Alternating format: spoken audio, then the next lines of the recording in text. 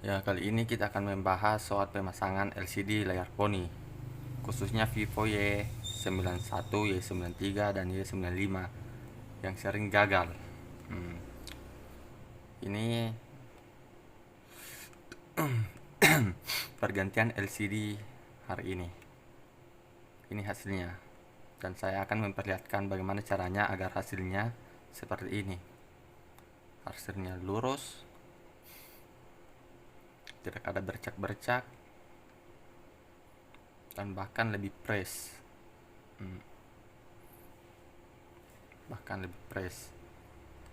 Dan hasilnya seperti kalau tidak pernah diganti LCD-nya.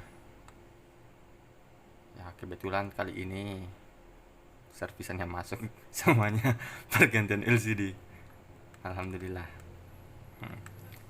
Dan kebetulan ada lagi, ini ada dua. Nah, ini pergantian LCD semua. Ya, ini Vivo Y91. Kali ini saya akan menjelaskan cara atau trik pergantian LCD bagi yang sering nombok atau sering cancel pergantian LCD Vivo Y91. Yang caranya simple sekali sih sebenarnya. Ini menurut versi saya. Nggak tahu kalau menurut versi kalian, tapi ini menurut versi saya. Kalau saya biasanya kalau memasang LCD, bagian fleksibel ini saya tarik. Ini saya tarik. Bagian ini saya tarik. Lalu diisolasi. Misalnya seperti ini, baru diisolasi.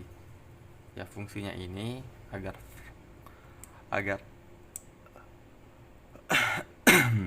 ya, fungsinya ini agar fleksibelnya tidak kejepit. Dan yang kedua, bagian ini. Kalau aku biasanya saya kikis bagian sini,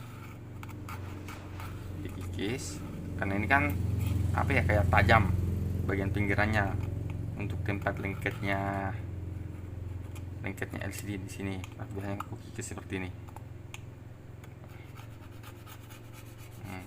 Atau kalau punya bor ya pakai Gerindra Mini bisa lah, yang kayak gini bisa lebih cepat. Tapi kalau aku lebih pilih ini sih. Dan perhatikan bagian sini di pinggirannya. Ini biasanya dia lari masuk. Kalau bisa ya agak direnggangkan sedikit juga lah keluar seperti ini. Bisa direnggangkan pakai ini, pakai gunting kuku, bisa supaya bagian ini, pinggiran ini udah lengket di frame di atasnya, tapi di pinggirannya sini, di lubangnya. Begitu agar hasilnya lebih rapi. Intinya ya teliti sih sebenarnya. Kalau tidak teliti ya biar LCD ori tetap juga gagal, tetap juga hasilnya tidak sempurna kan. Dan setelah itu perhatikan bagian frame. Biasanya namanya juga pergantian LCD. Biasanya kan framenya itu bengkok, udah lurus. Perhatikan bagian sininya, harap diluruskan lah meskipun bengkok sedikit supaya hasilnya dan user pun lebih memuaskan. Hasilnya kan begini. Ini belum dilem, hasilnya sudah sudah sangat presisi ini. Tanpa perlu dipaksakan, tanpa perlu dipijit-pijit begini. Hasilnya pun biasanya kan kalau misalnya kita pergantian LCD, biasanya bagian sini tidak rapat, susah ceritanya, kayak ada celah. Kalau yang kayak gini kan tidak ada. Hasilnya lebih sempurna. Jadi caranya ya seperti itu. Bagian sini dikikis. Dan yang lebih penting biasanya bagian sininya. Ini kayak ini kan ada bekas-bekas ini. Ini harap dibersihkan karena kadang ada itu kalau misalnya kita habis pergantian LCD, biasanya ada kayak bercak putih atau apa ya, karena ininya maksudnya tidak terlalu dibersihkan ceritanya, jadi asal main lem, main tempel, jadi hasilnya pas selesai dilem ya kayak ada bercak putihnya. Memang sih, jadi ya mungkin apa ya, kalau misalnya tidak rapi begitu pikirannya user ya pasti bilangnya kerja asalan atau apa, itu menurut saya. Tapi ya tergantung kalian sih mau bagaimana. Tapi kalau aku pribadi sih ya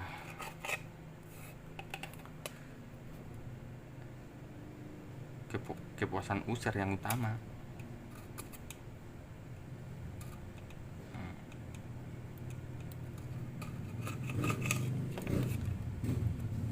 Jadi kalau misalnya dipasang begini hasilnya lebih jos, ya kan?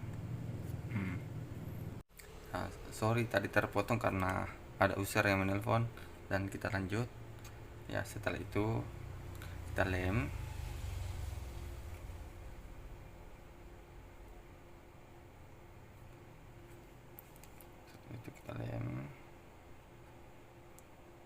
Dan masih ada penjelasan lain setelah ini. Ya, kita kan sama-sama belajar. Dan ini yang saya tahu. Hanya bisa ganti layar doang.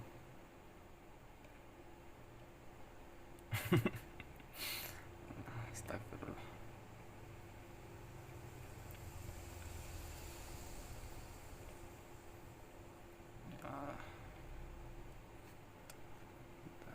Dan setelah pengeleman,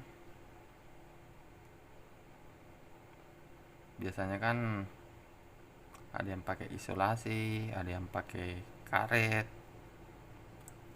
Kalau aku sih lebih milih karet dibanding isolasi.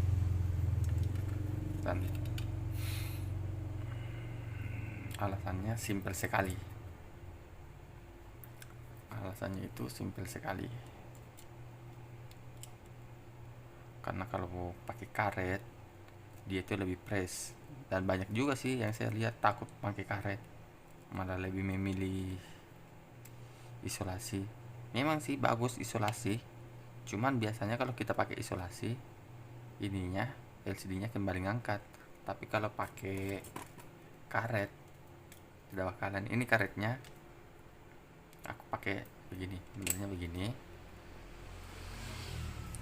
cukup satu kali, tidak perlu dua kali. Tapi sebelumnya karetnya ditarik dulu, ditarik begini. Ini fungsinya agar kekuatan karetnya tidak terlalu menekan, jadi aman. Karena fungsinya kan dikaretin buat apa? Fungsinya dikaretkan kan cuman untuk menekan LCD-nya agar tidak ngangkat naik. Modelnya cuma begini. Itu sebenarnya. Daripada pakai isolasi kiri kanan atas bawah, tapi hasilnya bagaimana? Tentu beda dong dengan karet. Hasilnya kalau diisolasi ya pasti ngangkat naik begini, meskipun sedikit tapi tetap ngangkat.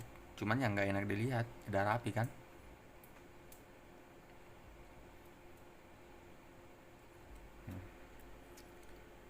Tarik doang begini karetnya, supaya kekuatan karetnya berkurang, agar LCD tidak terlalu tertekan.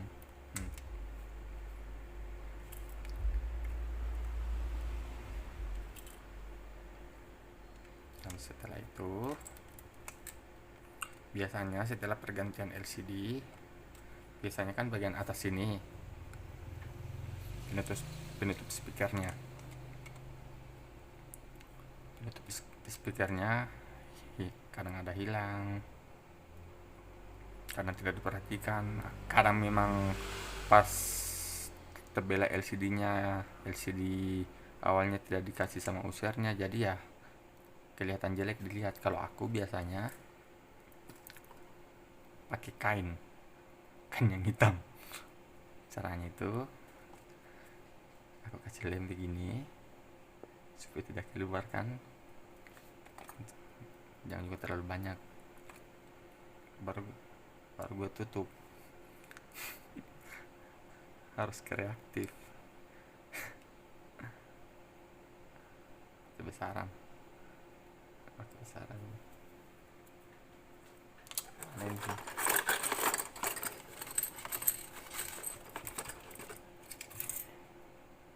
Biasanya aku pakai ini sih, pakai kain.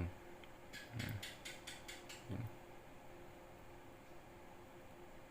ya, tutup.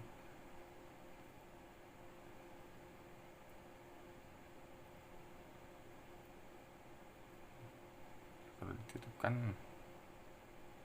hasilnya lebih kayak gimana gitu penglihatannya, usarnya.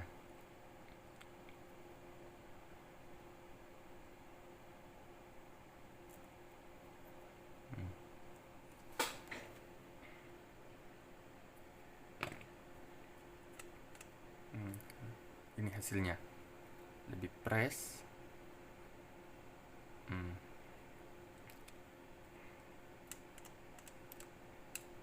Ini adalah trik menurut saya, pergantian LCD yang paling benar menurut saya, karena sebelum melakukan ini saya pun pernah nombok.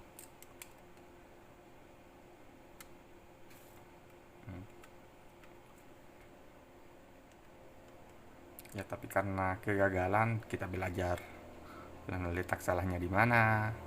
Jangan gagal tapi tetap dilakukan. Bilang, oh kemarin aku pasang LCD begini, tinggal pasang begini, tapi diperhatikan letak salahnya di mana. Bukannya menggurui, kita sama-sama belajar.